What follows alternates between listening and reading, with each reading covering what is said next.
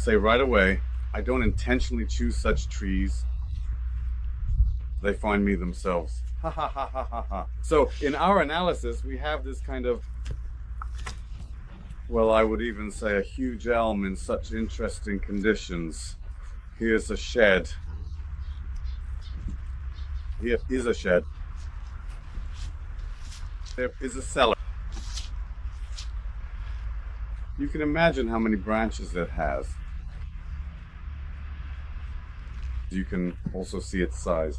I don't know the diameter here, probably, well, give or take 1.5 meters.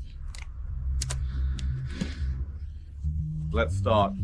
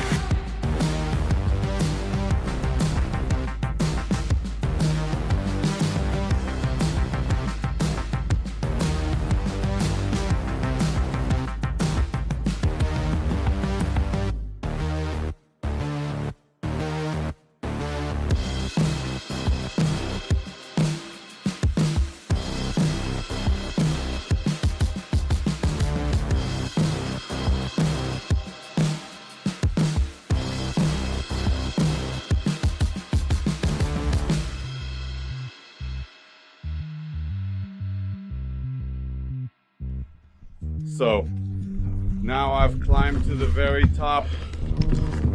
Look at how truly huge it is with branches. Really covering half the yard. It's good that there's a bit of space here. So what I'm doing now is positioning myself, meaning I choose a point for positioning where I'll be hanging. And somewhere here, the cargo tarp will be hanging. The main thing is that they don't interfere with each other. And basically, I'm creating some space here to be able to throw or lower everything there. Well, it doesn't matter. The main thing is to have some space anywhere. And that's it, I start hammering away.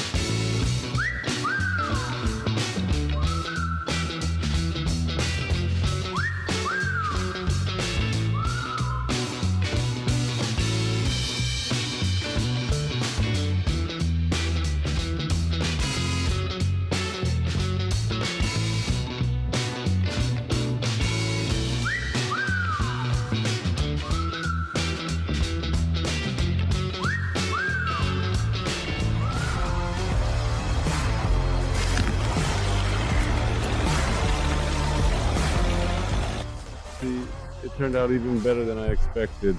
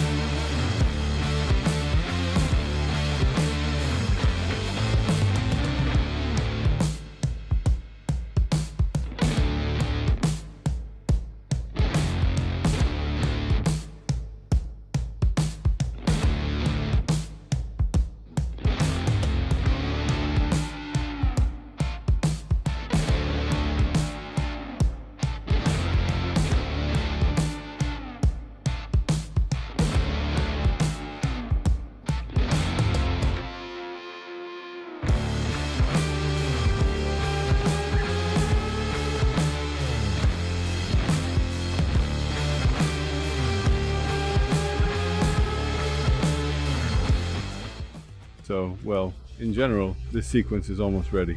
Now we will cut this stone and set it up for slicing into slabs. There will really be a lot. In general, we're starting to finish up.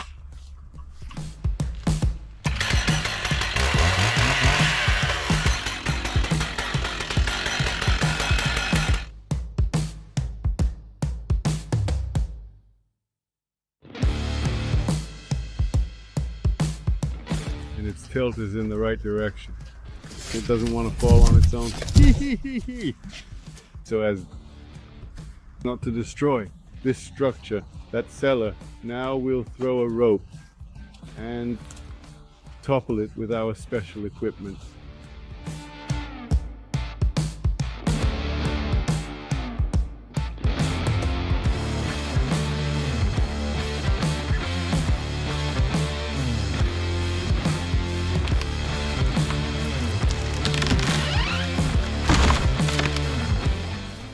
But this beauty is ready. How does it look to you against the backdrop of the steam? Shall we measure the size of the trees? Well, measure. How does it look to you against the light? It seems big. How much light? Approximately 4. So, look.